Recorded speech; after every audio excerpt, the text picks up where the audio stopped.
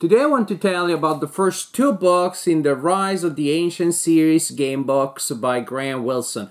These are two gamebooks in this recent tradition of gamebooks written for adult hobby readers, not for young players, young readers like it was in the 1980s, but for the same people who are now in their 40s or late 30s or 50s, and now we still enjoy gamebooks. So gamebooks have returned, and there are certain patterns in this second generation of gamebooks, this time aimed at adults, such as they tend to be bigger and thicker and more complex, and sometimes they can handle more sophisticated storylines and more mature themes.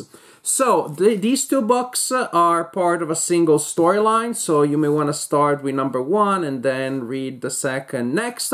You could read the second alone, but why? So, we're in a fantasy world. You start as a vagabond without much of a plan about life and things, and then you get embroiled in a much bigger plot, of course. And the story of the first volume starts with you being invited to participate to an event, a championship kind of event in which you will participate to several games for increasingly higher monetary prizes. But of course, it's not just that. It's not just the Hunger Games or the Squid Game. You'll find out, of course, that there is more stuff going on there. And in the second book, I think it's clear from the beginning, you're just going to... you're trying to hunt down this like monster here, preventing it from destroying the world, because of course that's what this kind of big monsters do. So I'm trying to give you no spoilers. I will refer to some elements from the plots that are obvious from the cover sometimes, or from the back of the book. Actually, I should say that the back of this book, the blurb here already tells you a lot about the story, a lot more than I wanted. So I'm going to say less than there is here. So maybe don't read it. Just a suggestion. But in general, let's start by talking about the production values, which are important if you're gonna buy books, physical books. You can buy the hyperlink version, but a lot of us these days we enjoy reading actual game books. So production values are unfortunately mixed at best. The cover illustrations, this one is good. This is good enough, I would say. This one, I'm not super happy with it. This one I assume is a road, but it looks like a punch of a giant trying to destroy that gate.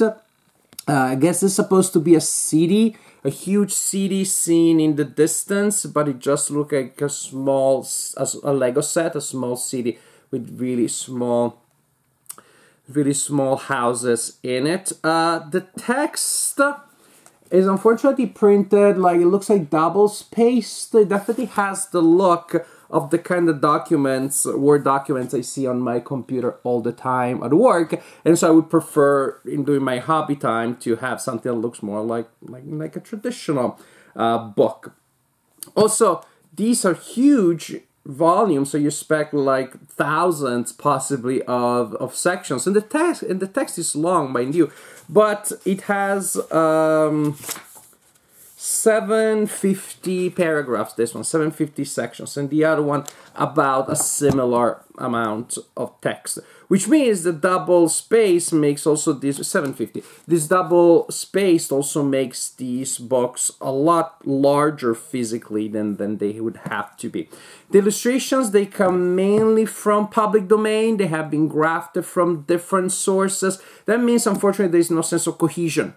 There's no sense of like a world that you're exploring. The illustrations in game books really help create the sense of a story world that you're part of. These, since they don't have a unifying style, a unifying theme, they come just from different places and times.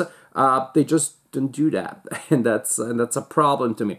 Also, there are some illustrations that are original, and they are unfortunately very subpar. They just don't stand up to the kind of professional standards that we associate these days with our hobby of playing games and reading game books. So unfortunately, the production values are not particularly compelling. This one, the illustration is a little bit better. They still come from public sources mainly, but there's more of a unifying style, so they work a little bit better. From the point of view of the mechanics, this is old school and it's meant to be so. It's explicitly said so in the introduction. So you're gonna have a lone wolf, but especially a fighting fantasy kind of feel, especially in the first one, in which the puzzles are particularly prominent, but the second also. The first one, it feels more prominent because there are texts that you need to decode to decipher, to really understand part of the backstory. And once you figure out the text, I mean, how to decipher it, it just becomes homework because it's pages and pages of text that you're just deciphering. So it's weird because it's less of a puzzle element, it feels more like homework, but you just spend a lot of time. The puzzles in this one are still very prominent, but they feel a little more organic and better integrated within the story. Then, from the point of view of the game mechanics, there is dice-based combat with an interesting idea here. It's very similar to other game books. You're gonna have defense value and attack value, and you and the enemies will alternate being the attacker and the defender. The attacker rolls dice and adds their attack, and the opponent rolls dice as their defense.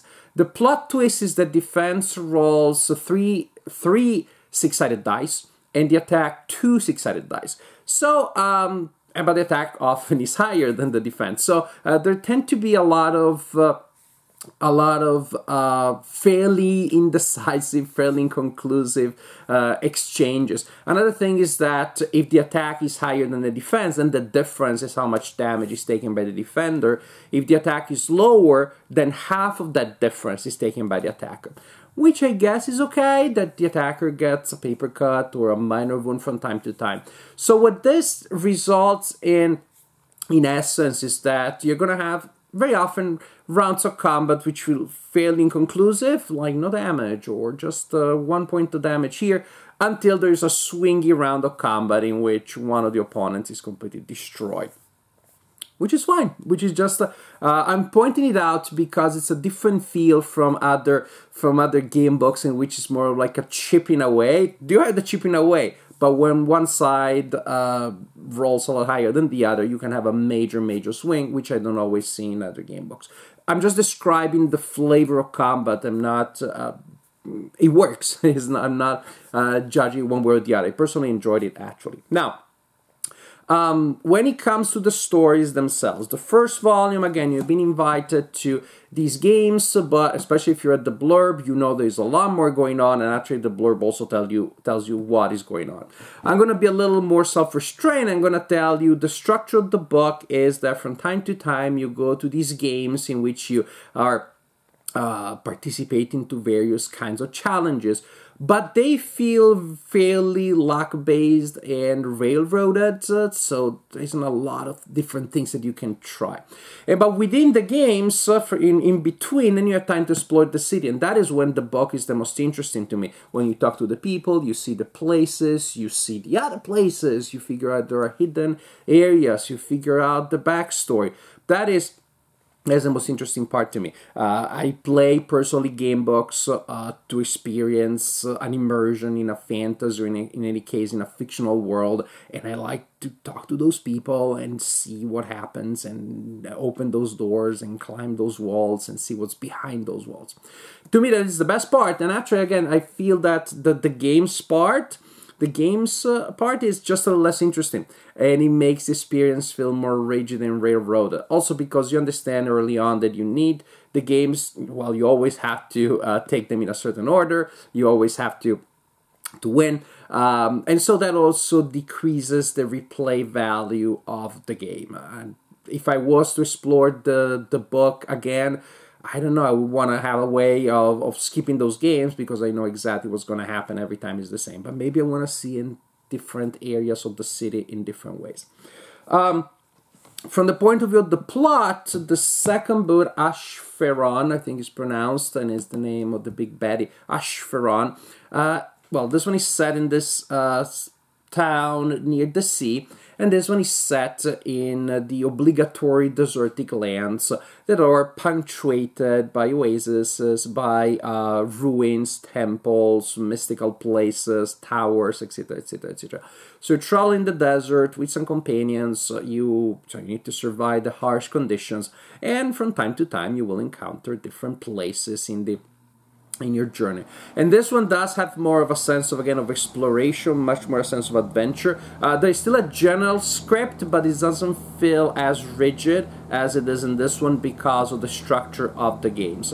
I don't think it's a spoiler if I tell you, because it's in the it's in the game materials at the beginning of the game. There's a section that you use to keep track of stats in a battle. So there will be a battle, so the situation will escalate from you, lonely hero, to you, hero with some companions, to you being part of a battle. And I like that. I like that increasing the scale and scope of the story, and the battle is resolved in ways that feel like, well, a war game in game book format, which is unusual and I like very much.